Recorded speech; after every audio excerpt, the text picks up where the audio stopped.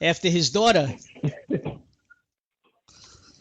See, and things like that, man. That's when you start getting into like you're You know, I, not you're not running to be a monarch. Like this is a president, and you need not only the cooperation of the other side, but you need the cooperation of the whole political body to do anything.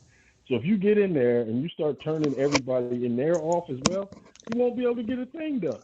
So I think if he did get in, it would be 4 years of no nothing arguing, Congress with a lower rate approval rating than they have now, and people would be quickly get him out of there in wait a second, 2020. wait a second. Congress has an approval rating of the square root of 2. You can't get much lower than that. It'll get lower. But you know something, you did bring up a very good point, and that is no matter who's going to be president, whether it's going to be a Democrat or a Republican, they're going to have a hard time with their agenda because it's a do nothing Congress. You know, I Yep. mean, why should they change? You know, for 7 years they didn't do anything for Obama. Well, listen, Yeah. Congress never does anything, and you know why? They don't have to. They keep getting reelected no matter what happens. What's your famous That's my line, favorite. Rev? Yeah, 90% of the people get reelected when the popularity of them is 10%, but they all get reelected anyway. Because, listen, when you Yeah. can have a presidential election, although this year it may be different simply because, and I hate to say this, because of Donald Trump. Okay, but when you have a presidential election where barely 50% of the registered voters in a country actually vote, you know, that's pretty sad. You know, Hmm.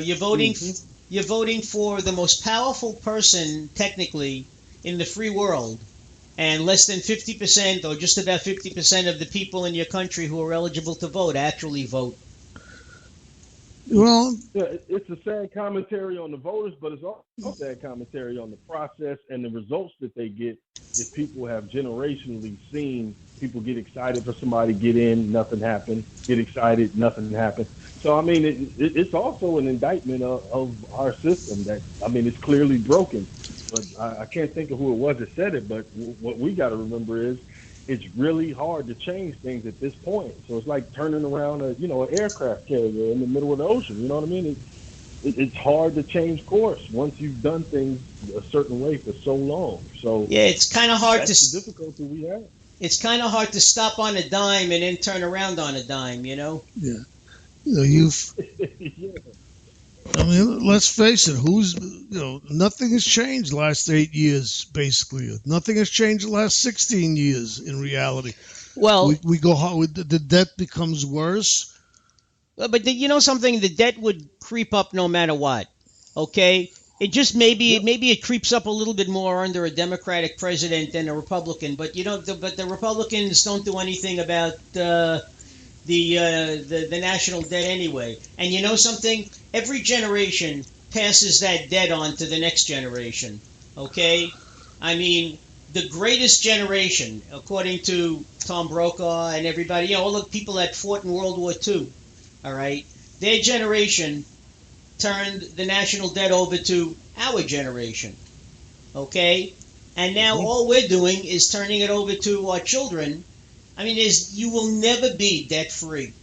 This country cannot run that way. But it can't keep going No. higher and higher neither.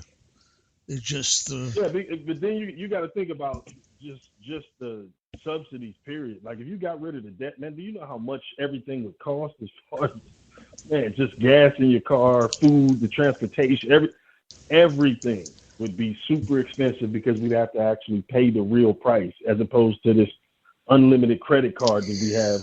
And look, the credit card will continue to be used. Like that's the way it goes. Everybody kicks the can down the road and tells the That's next right. person to fix it. Well, do you remember when they passed TARP back in 2008, 2009? Okay, and everybody Hmm. was bitching and moaning about it was nearly $1 trillion. It was 890 something $billion. And people were saying, if you took every taxpayer and divided that number into $895 billion, people would have that money. The first thing they would do They're not going to put it in the bank.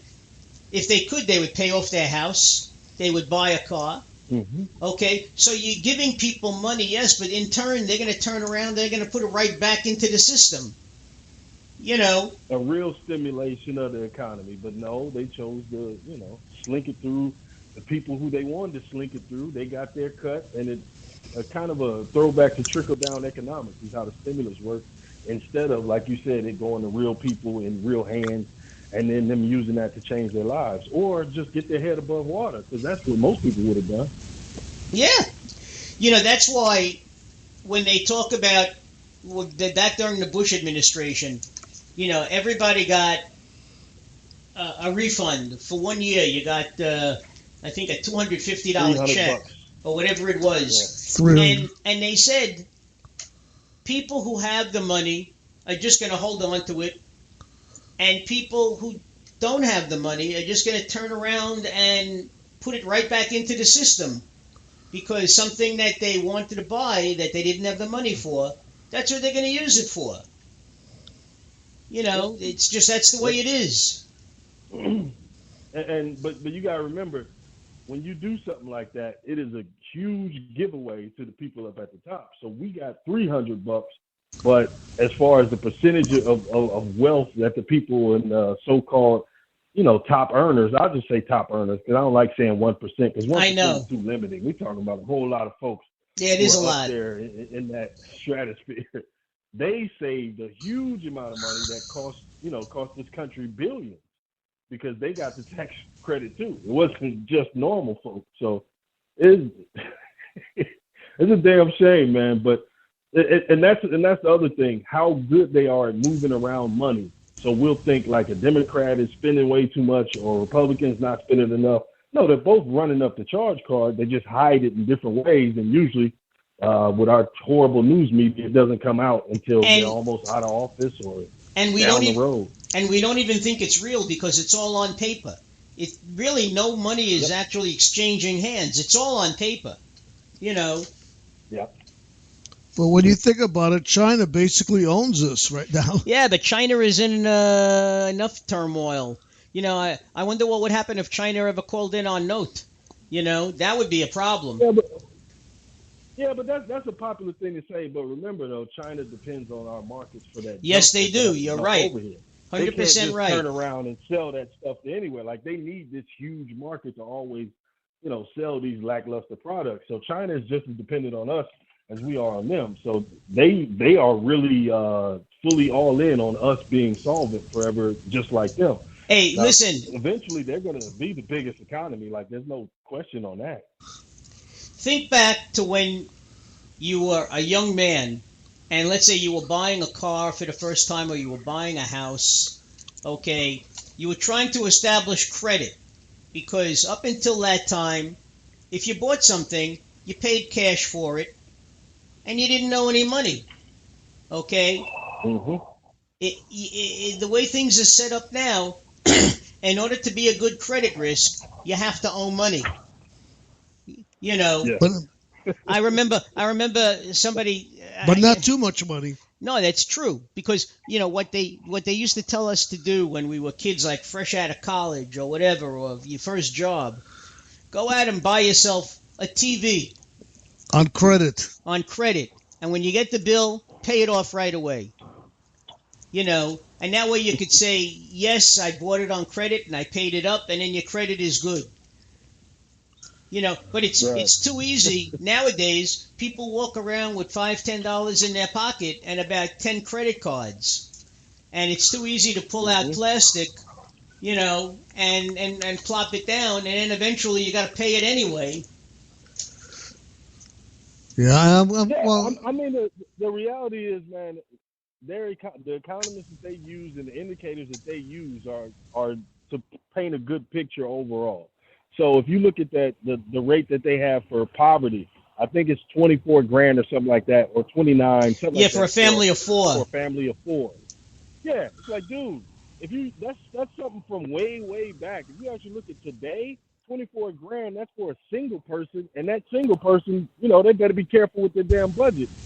24 grand can't feed a family of four. Like that poverty line If they actually adjusted it for now, it'd be a lot more families under that.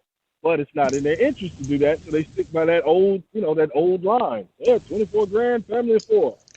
Like that, just like that's beyond poverty. I love when they get sometimes the journalists if they're doing a story about poverty, they will for a month they'll live on I don't know how much it is per day. People who are getting assistance. Okay, they tell you that I don't know how much it is, but they say that they go out and they try to live on that kind of money for a month. And they tell you what they had for breakfast, and maybe they skipped lunch and they had a little bit extra for dinner, whatever the case may be. But that it's BS. It's BS because that's right. Not because the rigmarole of being poor. Being poor is juggling the rent bill and the rent, the power, the water. Okay, pay this one before they cut this one off. Pay that one before this one off. Okay, the kids, they have to go to such and such, so I got to find money for that. Okay, the groceries are this and that. Okay, I'll spend this on that, and then we'll wait on this next check that's coming next week because I did some work over here. And you better not get sick. It's a marathon. You better not get sick. Right. It's a marathon. And the great James Baldwin, God rest his soul. The great James Baldwin said, Amiri Baraka. Only people who, the great Amiri Baraka. He was my boy when I was in college. The fire next time. Go tell it on the mountain. Oh yeah, love him. But James had that saying where he said only people who've lived in poverty know how expensive it is to be poor. And that means that the places that you have to shop at, things are marked up because it's in your local area and maybe you don't have a car. So you pay a little more. And everybody's waiting to price gouge you. So you go get a car at a buy here, pay here lot because they don't take your credit status. But you have to put a lot of money down and you're paying a lot of money into an old car that's not going to last long.